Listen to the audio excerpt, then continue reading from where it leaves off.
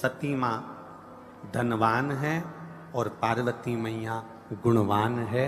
इसलिए पूरी दुनिया में जितने भी व्रत हैं, पूरी भारत की भूमि पर जितने व्रत होते हैं, कोई व्रत लक्ष्मी जी का नहीं है। भारत की भूमि पर कोई व्रत सरस्वती मैया का नहीं है। भारत की भूमि पर कोई व्रत इंद्राणी का नहीं है। भारत की भूमि पर कोई व्रत किसी देवी का नहीं है। जितना भारत की भूमि पर एक व्रत भारी है वो है माता पार्वती जी का। तीज का व्रत करोगे तो पार्वती जी का है, चतुर्थी का व्रत करोगे तो पार्वती जी का है, छठ का व्रत करोगे तो पार्वती जी का है। आप जितने व्रत देवी जी का करोगे नवरात्रि में तो पार्वती जी का है। भारत की भूमि पर जितने व्रत हुए नारियों के, छोटी तीज, बड़ी तीज, हरतालिका तीज, करवा चौथ, जितने चतुर्थी के व्रत, जितने तीज के व्रत, जितने छठ के व्रत, जितने भारत की भूमि पर हुए, ये सब माता पार्वती जी के हैं। पार्वती के क्यों हैं?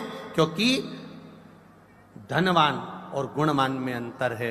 माँ पार्वती गुणवान है, इसलिए माताएं उनके व्रत कर कर अपने अंदर भी वो गुण उत्पन्न करना चाहती हैं कि हम भी ऐसा तप करें, हम भी ऐसी साधना करें। हे माता पार्वती, जैसे आपका अखंड सौभाग्य है, हे माँ जगत जननी, हमारा भी मांग में अखंड सौभाग्य रहे। जैसे आपके चूड़े अमर हैं, हे माँ हमारे हाथ में भी चूड़े अमर हो। हे माँ जैसे आपके भाल की बिंदी अमर है, माँ मेरे भाल की बिंदी भी अमर हो। हे माँ जैसे आपके नैनों का सुरमा, बालों का गजरा अमर है, हे माता पार्वती हमारे भी नैनों का सुरमा और बालों का गजरा अमर कर देना। बस इतनी सी कृपा नारी माता पार्वती से मांगा करती है, माँ पार्वती से चाहती है।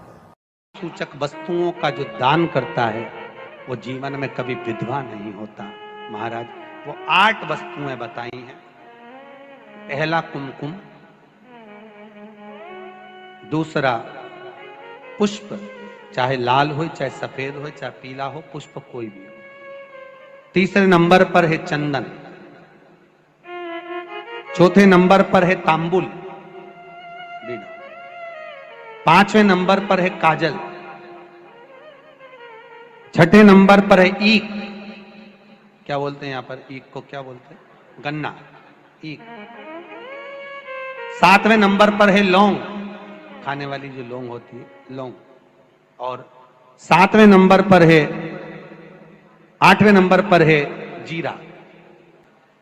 कहते हैं चैत्र महीने की तृतीया तिथि को बिना नमक का भोजन कर कर, सुबह बिना नमक का भोजन करें, एक समय फलाहार करें बिना नमक का, और तुला दान के बराबर एक पलड़े में अपन बैठकर 8 वस्तुएं तुला की रख कर जो दान दे देता है वो नारी कभी विधवा होकर नहीं जाती, 7 जन्म तक अखंड सौभाग्यवती रहती है। अखंड सौभाग्य कार्य करेंगी तो भी सौभाग्य की सामग्री देंगी। सौभाग्य की सामग्री का दान क्यों किया जाता है? सौभाग्य सूचक वस्तुओं का दान क्यों किया जाए? सौभाग्य की वस्तुएं क्यों प्रदान करी जाती है, क्यों दी जाती है? उसका कारण क्या है?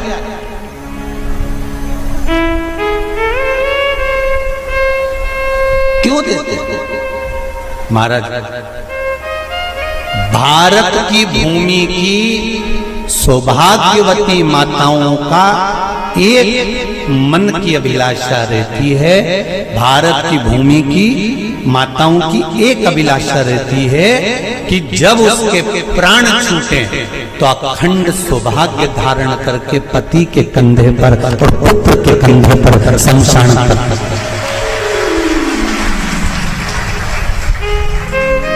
ये भारत की भूमि की माताओं की सोच, उनके मन का संकल्प, उनके मन का भाव। और विदेश की माताओं का क्या संकल्प होता है? महाराज भारत का एक संत विदेश गया और भारत के संत जब विदेश गए तो वहां पर एक मां, एक स्त्री पति की कब्र के पास में बैठकर पंखा कर रही थी। भारत के संत को बड़ा दुख हुआ, देखो हमारे यहाँ की माताएं तो पति के साथ सती हो जाती हैं, हमारे भारत की भूमि की माताएं तो पति के साथ सती हो जाती हैं, पर ये तो विदेश की माताएं तो भारत की माता से भी बढ़कर है कि पति मर गया, कब्र के अंदर है, तो भी पंखा कर रही हैं। ये तो इनसे भी बड़ी है, भारत की माता से भी बड़ी ये विदेश की माता। तो भारत के संत से रहा नहीं गया और भारत के संत ने जाकर पूछ लिया विदेश की माता से, माँ जी एक बात बताओ, हमारे यहाँ पति के साथ पत्नी सती हो जाती है, वो प्रथम गिनती में आती है, पर तुम तो उससे भी बड़ी हो कि पति मर गया उसके बाद भी उसकी कब्र को पंखा कर रही हो। इतने में विदेश की माता ने कहा, मैं पति को पंखा नहीं कर रही, हमारे यहाँ नियम है जब तक पति की कब्र नहीं सूख जाए हम दूसरी शादी नहीं कर सकते, इसलिए पंखे से सुखा रहा।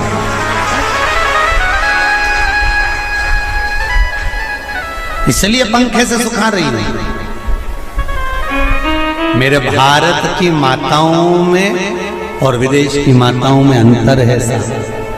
मेरे भारत की माताएं अखंड सौभाग्य की वस्तुएं धारण कर अपने आप को गौरवान्वितता महसूस करती हैं और विदेश की माताएं ये सब वस्तुएं उतार कर गौरवान्वितता महसूस करती हैं।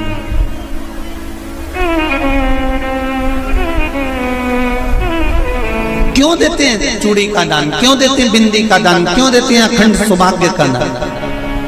किस महाराज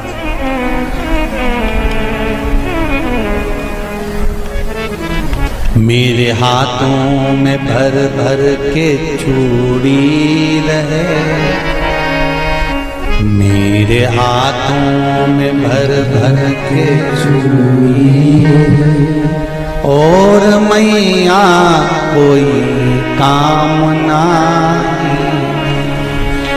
मेरे मस्तक पे चमकती चूनर रहे, मेरे मस्तक पे चमकती चूनर रहे, और मैया कोई कामना मेरी मांगों में भर भर के सिंदूर रहे, मेरी मांगों में भर भर के सिंदूर रहे, और मैया कोई कामना नहीं मेरे पाँव में बिछुड़ी का जोड़ा रहे। एक बिछुड़ी नहीं, कितनी? 2, 3, 4, 5 एक एक पाँव में जोड़े से बिछुड़ी होना चाहिए, केवल एक नहीं, सिंगल नहीं। वो तो आजकल का फैशन हो गया महाराज, जो केवल एक बिछुड़ी धारण कर लो उसी में फैशन दिखे। श्रावण की शिव महापुराण की कथा कहती है जब बेटी को विदा करा जाता है और पहली बार बेटी के पांव में जब बिछुड़ी डाली जाती है तो वो बिछुड़ी भी अलग अलग नहीं होती, उस बिछुड़ी के जोड़ को चेन से एक दूसरे से बंधा हुआ होता। बोला सही है कि गलत? जितने आस्था चैनल पर कथा सुन रहे हैं, जितने फेसबुक पर सुन रहे हैं, यूट्यूब पर सुन रहे हैं, सुन लेना कि मेरे भारत की माताओं का जब पाणी ग्रहण संस्कार किसी बेटी का होता है, उसके पांव में जब पहली बार बिछुड़ा पिनाया जाता है, बिछुड़ी पिनाई जाती है, तो वो बिछुड़ी भी एक दूसरे से बंधी हुई होती है, चेन से बंधी हुई होती है। उसको अलग अलग वाली बिछुड़ी शादी के मंडप में नहीं पिनाई जाती। क्यों? जैसे ये बिछुड़ी एक दूसरे से पांव में बंधी हुई है, तुम्हारी जिंदगी अंतिम श्वास तक ऐसी ही बंधी रहे, यही बनना चाहिए। वो तो अब माताओं ने थोड़ा सा फैशन चेंज कर दिया, अब पांव में ज्यादा बिछुड़ी नहीं पहनती, गड़ती है, चुभती है, एक बिछुड़ी धारण है। महाराज पर नहीं, बिछुड़ी भी 2 हो, जोड़े से। हमारी माताएं, भारत की भूमि की जो माताएं हैं, ये चूड़ी भी हाथ में पहनती है तो जोड़े से पहनती है, बोलो जैसा सही है कि गलत है। एक अकेली चूड़ी माताएं हाथ में धारण नहीं करती हैं।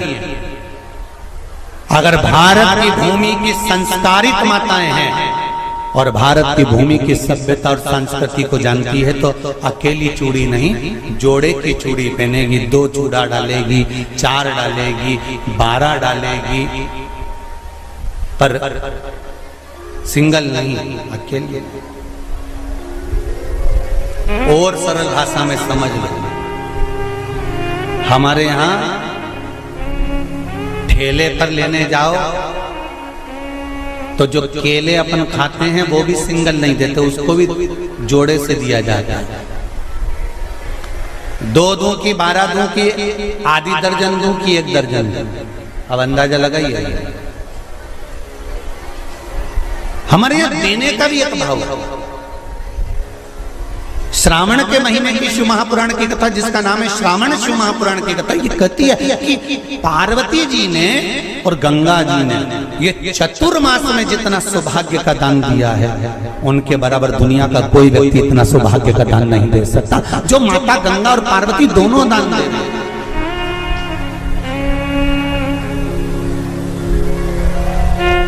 प्रतिदिन दे रहे हैं।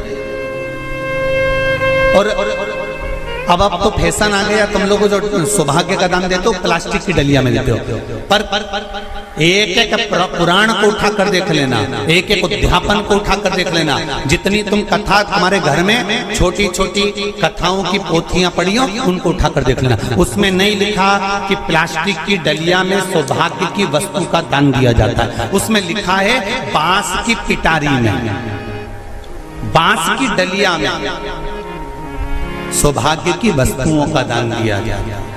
क्यों? क्योंकि बांस वंश की वृद्धि करता है, बांस सौभाग्य की वृद्धि करता है, और बांस अखंड सौभाग्य। जैसे बांस का पौधा बढ़ते चले जाता है, बढ़ते चले जाता है, उसी तरह बांस की डलिया में जब दान दिया जाता है, बांस की टोकनी में जब दान दिया जाता है, तो ये भाव रखा जाता है कि तुम्हारा सौभाग्य ऐसे ही बढ़ता रहे। पर अब थोड़ा सा फैशन चेंज हो गया, तो प्लास्टिक की डलिया, पर प्लास्टिक की नहीं,